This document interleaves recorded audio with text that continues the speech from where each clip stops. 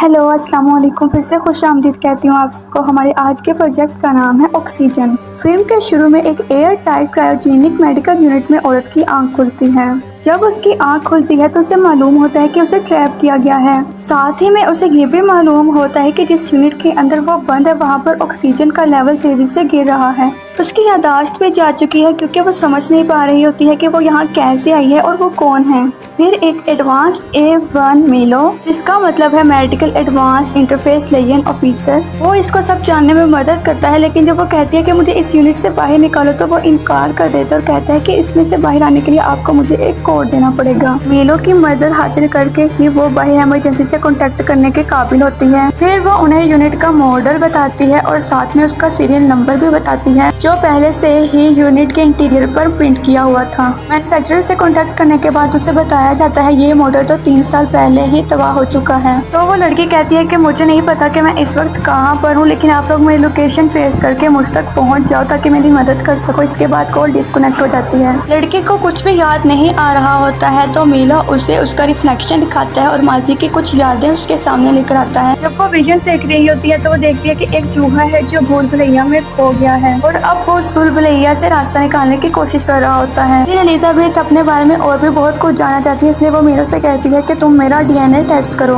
और मुझे मेरे बारे में सारी डिटेल्स को बताओ। मिलो उसकी बात मान लेता है और फिर कुछ देर के बाद ही रिजल्ट आ जाता है। फिर मिलो से एक लड़की की तस्वीर दिखाता है जो बिल्कुल उस लड़की के जैसी ही होती है, जिससे उसे उसका नाम एलिजाबेथ हैंसन पता लगता है। फिर एलिजाबेथ को उस मैन्युफैक्चरर की कॉल आती है जिसे उसने इमरजेंसी में कॉन्टेक्ट किया था। फिर वो एलिजाबेथ से पूछते हैं कि तुम जहाँ पर बंद हो क्या उसका ऑक्सीजन लेवल पूरी तरह से स्टेबल है। फिर चेक करने पर एलिजाबेथ को पता लगता है कि ऑक्सीजन लेवल तो सिर्फ 31% मौजूद है, जो सिर्फ 1 घंटे तक के लिए ही इस्तेमाल होगा। लेकिन उसके लिए उसे अपने सेंसेस को काबू में रखना होगा। अगर वो परेशान होगी तो उतना ज्यादा ही ऑक्सीजन का लेवल कम होगा, क्योंकि वो जितना ज्यादा परेशान होगी वो उतना ज्यादा ही ऑक्सीजन को अपनी बॉडी में कंज्यूम करेगी। फिर मैन्युफैक्चरर कहता है कि तुम जिस यूनिट में बंद हो वहाँ पर उसके ओनर का नाम लिखा होगा, हमें जरा ढूंढ के चेक करके बताओ। लेकिन एलिजाबेथ को किसी का भी नाम नहीं मिलता। उसके बाद फोन डिस्कनेक्ट हो जाता है तो एलिजाबेथ और ज्यादा परेशान हो जाती है। तो मिलो उससे कहता है कि ऐसे मत करो, ऑक्सीजन लेवल बहुत ज्यादा कम हो रही है। और मिलो उससे कहता है अगर तुम चाहो तो मैं तुम्हें ऐसी डेथ दे सकता हूँ जिससे तुम्हें कोई भी दर्द नहीं होगा,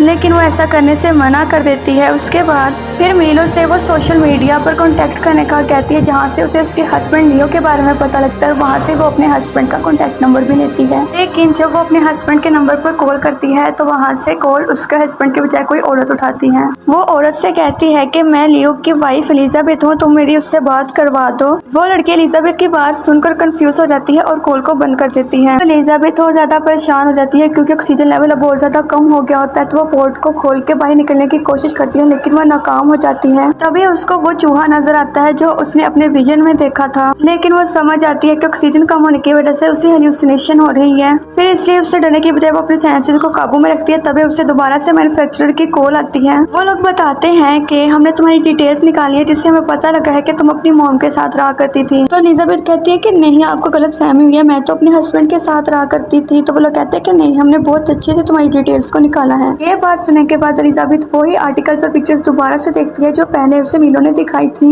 जिसमें वो अपने हस्बैंड के साथ थी। फिर वो अपनी बाकी पिक्चर्स देखती है जिसमें वो देखती है कि वो बिल्कुल अकेली है, उसके साथ कोई भी नहीं होता। फिर मिलो एलिजाबेथ को उसकी मदर का नाम बताता है, लेकिन वो कहती है कि नहीं, मेरी मदर का नाम ये नहीं था।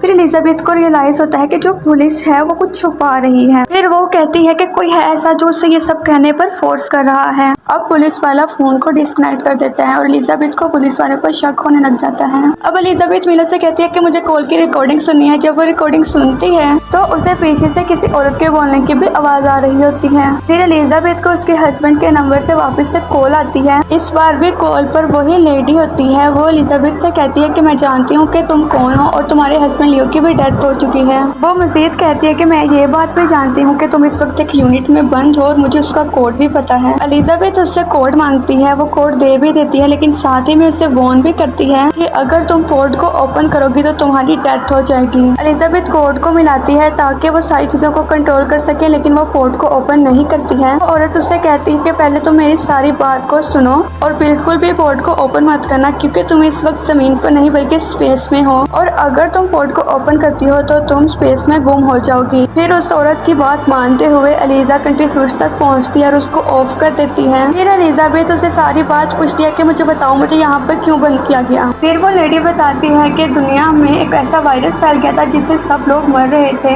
उसी वायरस में ही तुम्हारे हस्बैंड लियो की भी डेथ हुई थी। सब लोग मर रहे थे, इसलिए हम लोगों ने एक ऐसा मिशन शुरू किया जिसमें तुम्हें हाइपर स्लीप में डालकर स्पेस में भेज दिया गया। ये सारा सफर 34 साल तक के लिए था, लेकिन तुम्हारी आंख 12 सालों में ही खुल गई है। तुम्हारी आंख पहले खुलने की वजह से अब चाहकर भी तुम्हें कोई मरने से नहीं बचा सकता। तो एलिजाबेथ उससे पूछती है कि मेरी बात एक पुलिस इंस्पेक्टर से हो रही थी, तो वो मुझसे झूठ क्यों बोल रहा था। तो वो लेडी कहती है कि वो जानता है कि तुम इस वक्त कहाँ पर हो और वो तुम्हें नहीं बचा सकता है। इस वजह से वो चाहता है कि तुम्हारी ऑक्सीजन जल्द ही खत्म हो जाए और तुम्हारी डेथ हो जाए। लेकिन एक तरीका है, शायद तुम उससे बच जाओ। तुम्हें हाइपरनेशन पोर्ट तक जाना पड़ेगा, लेकिन इस बात के लिए तुम्हारे यूनिट में 2% ऑक्सीजन होना जरूरी है। और ये कहते ही फोन कॉल डिस्कनेक्ट हो जाती है। अब उस लेडी की सारी बातें सुनकर उसे अपने पास्ट की बातें याद आने लग जाती हैं और उसे अपने हस्बैंड लियो की भी याद आती है जो वायरस से इन्फेक्ट हुआ था। और वो एलिजाबेथ से ये भी कहता है कि हम जल्द ही दोबारा मिलेंगे। तो एलिजाबेथ उसे कहती है कि शायद तब तक मेरी भी डेथ हो जाए। तभी उसे ये बात पता लगती है कि दरअसल यूनिट ओवरहीट हो गया था, इसलिए उसकी आंख जल्दी खुल गई। फिर एलिजाबेथ दोबारा से यूनिट के सारे प्रोसेस को चेक करती है ताकि वो उसे ठीक कर सके, लेकिन वो ऐसा नहीं कर पाती है। अब वो हिम्मत हार चुकी होती है और वो सुसाइड अटेम्प्ट करने का सोचती है। वो सोचती है कि अब मुझे कोड डाल के चैम्बर को ओपन कर देना चाहिए। फिर वो मिलो से कहती है जो मेरे सामने साइड स्क्रीन है इसको ट्रांसपेरेंट स्क्रीन में बदल दो। मिलो उसकी बात मानकर स्क्रीन को ट्रांसपेरेंट कर देता है। तभी वो देखती है कि सामने एक और इंसान की डेड बॉडी है, जिसे देखकर वो डर के अपनी आंखें बंद कर लेती है। और फिर उसे पता लगता है वो डेड बॉडी तो लियो की है जो एक हाइपर स्लीप में बंद है। जब वो दोबारा देखती है तो वो देख कर हैरान रह जाती है कि लियो सिर्फ अकेला ही नहीं है बल्कि उसके साथ 10,000 लोग और भी मौजूद हैं जो एक डैमेज स्पेसशिप में सोए हुए हैं। लियो को देखने के बाद एलिजाबेथ खुश हो जाती है कि वो जिंदा है। फिर दोबारा से वो आर्टिकल्स को चेक करती है जहाँ से उसे पता लगता है कि वो भी एक डॉक्टर थी और वो चूहों पर एक्सपेरिमेंट कर रही होती है जिन्हें मेज की एक भूल भुलैया पर एक एक करके रखा जाता है। और फिर जो चूहा उस भूल भुलैया में से बाहर निकल जाता है उसके बाद उस चूहे की जेनेटिक्स को और यादों को एक क्लोन चूहे के अंदर डाला जाता है। और फिर जब उस क्लोन चूहे को भूल भुलैया में डाला जाता है तो वो आसानी से बाहर निकलने में कामयाब हो जाता है, क्योंकि उस क्लोन चूहे में वो सारी मेमोरीज मौजूद थी जो उसके पहले वाले चूहे में मौजूद थी जो बाहर निकलने में कामयाब हो गया था। फिर उस वीडियो को देखने के बाद उसे रियलाइज होता है कि शायद वो भी एक जेनेटिक क्लोन ही है और उसमें जो असल वाली एलिजाबेथ हैंसन है उसके पर्सनैलिटी और मेमोरीज को क्लोन किया गया है, यहाँ तक कि लियो की यादों को भी उसमें क्लोन किया गया। और जो लेडी उसके साथ कॉल पर बात कर रही थी वो कोई और नहीं बल्कि वो खुद एलिजाबेथ हैंसन ही थी।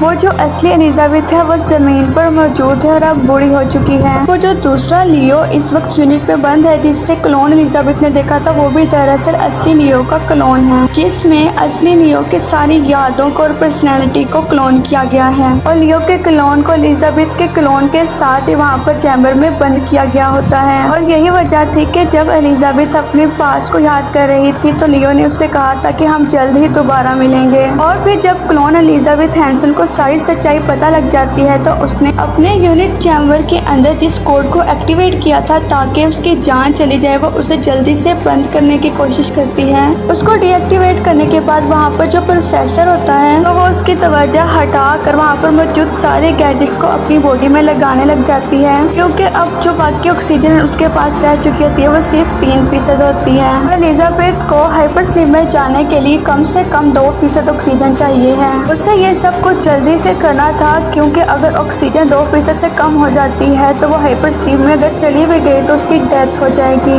लेकिन जब तक वो सारे गैजेट्स को अपनी बॉडी में लगाती है उसका काम मुकम्मल होने तक ऑक्सीजन 1% से भी कम रह जाती है। अब एलिजाबेथ के क्लोन की सारी उम्मीदें खत्म हो जाती हैं। अब उसे यकीन हो जाता है कि अब वो जिंदा नहीं बच पाएगी और वो अपनी आंखों को बंद कर लेती है ताकि वो सो जाए। लेकिन तभी उसे याद आता है कि यहाँ पर तो और भी काफी सारे यूनिट चैम्बर्स हैं। फिर तभी वो मिलो से पूछती है कि मुझे बताओ यहाँ पर जितने भी चैम्बर्स मौजूद है उनके अंदर जितने भी सर्वाइवल और क्लोन मौजूद है क्या वो जिंदा है या उनकी डेथ हो चुकी है। तो मिलो कहता है कि हाँ ऐसे बहुत से लोग हैं जिनकी इस वक्त डेथ हो चुकी है। तो एलिजाबेथ का क्लोन उसे पूछता है कि तो क्या उनकी ऑक्सीजन मुझे मिल सकती है। तो मिलो कहता है कि हाँ ऐसा हो सकता है, लेकिन उसके लिए आपको मुझे ऑर्डर देना पड़ेगा और खुद को हाइपर स्लीप में डालना होगा। एलिजाबेथ मिलो की बताई हुई सारी बातों को मानती है और हाइपर स्लीप में चली जाती है। और वह जैसे ही हाइपर स्लीप में जाती है उसके चैम्बर में ऑक्सीजन आना शुरू हो जाती है और फिर कई सालों तक वो ऐसे ही सफर करती रहती है। और फिर एक दिन उसकी वापस से आंख खुल जाती है और अब वो उस प्लेनेट तक भी पहुंच चुकी होती है जो कि उनका असली मिशन था। वहीं दूसरी तरफ लियो भी जिंदा होता है और वो भी उस प्लेनेट तक पहुंच चुका होता है और फिर उस एक अनजान प्लेनेट पर वो दोनों एक दूसरे के साथ होते हैं। इसके साथ ही हमारी ये कहानी यहाँ पर खत्म हो जाती है। लेकिन जानने से पहले आप सबसे कहना चाहूंगी, अगर आप सब हमारे चैनल की वीडियोस को पसंद करते हैं तो काइंडली लाइक शेयर कमेंट कर दें, सब्सक्राइब भी कर दें और बेल आइकन को प्रेस भी कर दें। Thank you so much for watching my videos.